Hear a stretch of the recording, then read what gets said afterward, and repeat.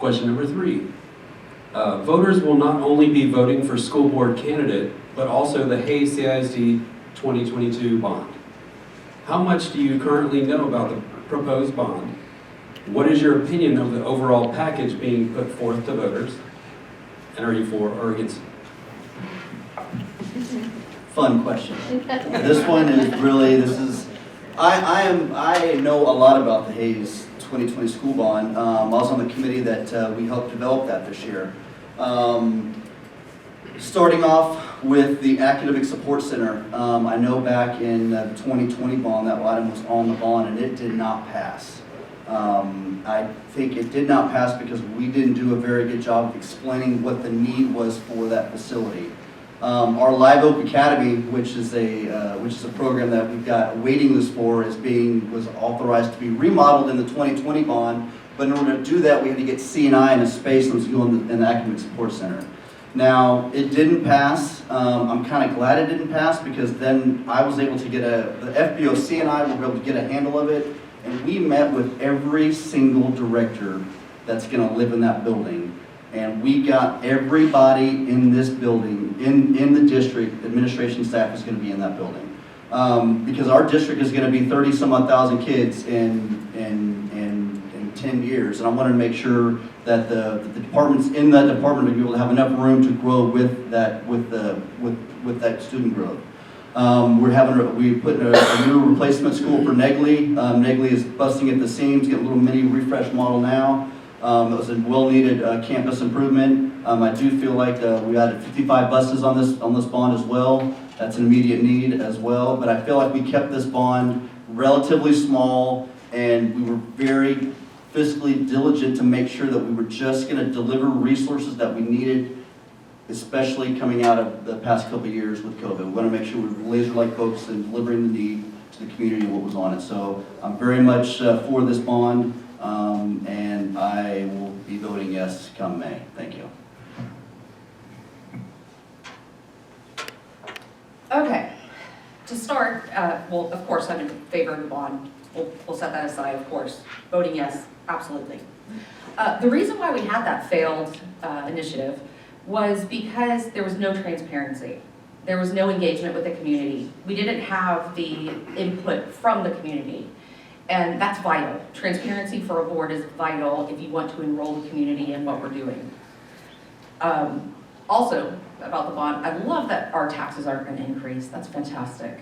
But we need to have community input. We need to talk about this. I think that the Live Oak Academy, I should have mentioned it earlier, fantastic program. I absolutely love it. Several of my kids actually have gone there over the almost 15 years that I've worked in Buda. But we do need to expand it desperately. And I think that by the time it gets the new building, we're going to need to expand it again. So we really need to forward think. We need to be transparent. We need to ask the community what we need, and their input is valid. Thank you.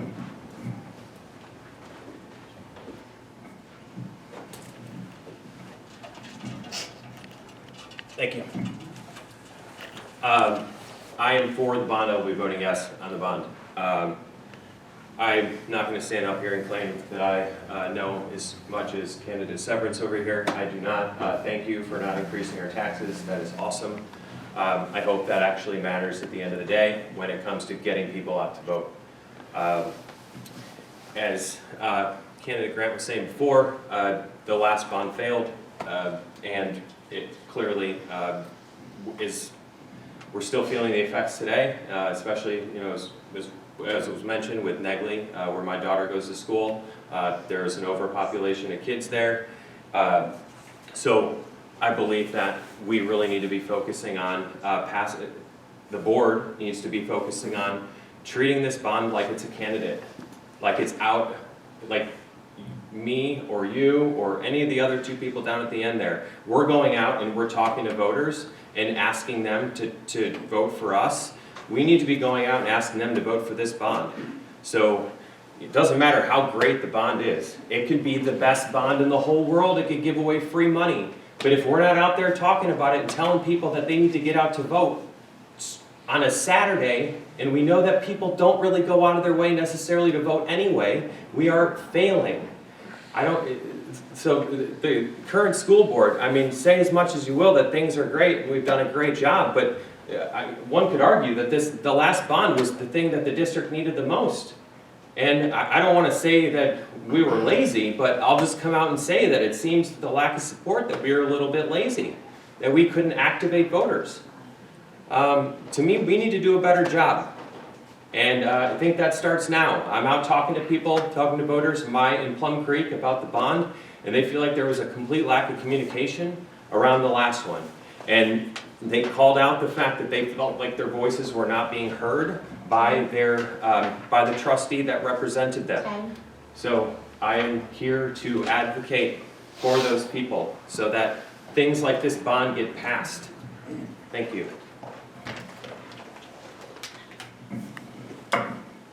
First of all, let's get our facts straight about the bond. 85% of our bond passed.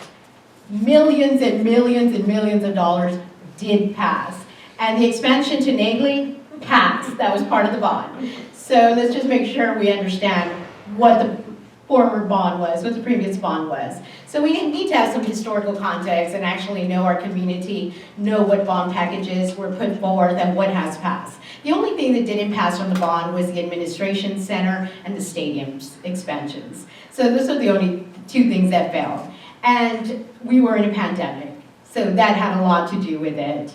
Our Facilities and Bond Oversight Committee has done an amazing job getting input and feedback from the community. We have held hearings and allowing for our community to come speak about these issues.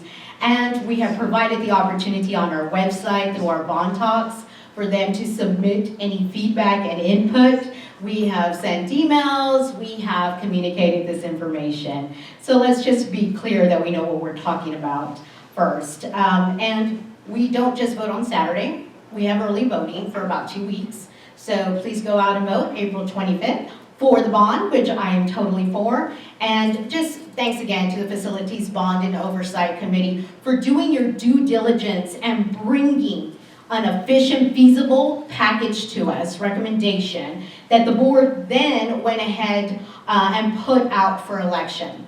So we can always talk to two friends and two friends talk to two friends, and let's get this next bond passed. It's $115 million.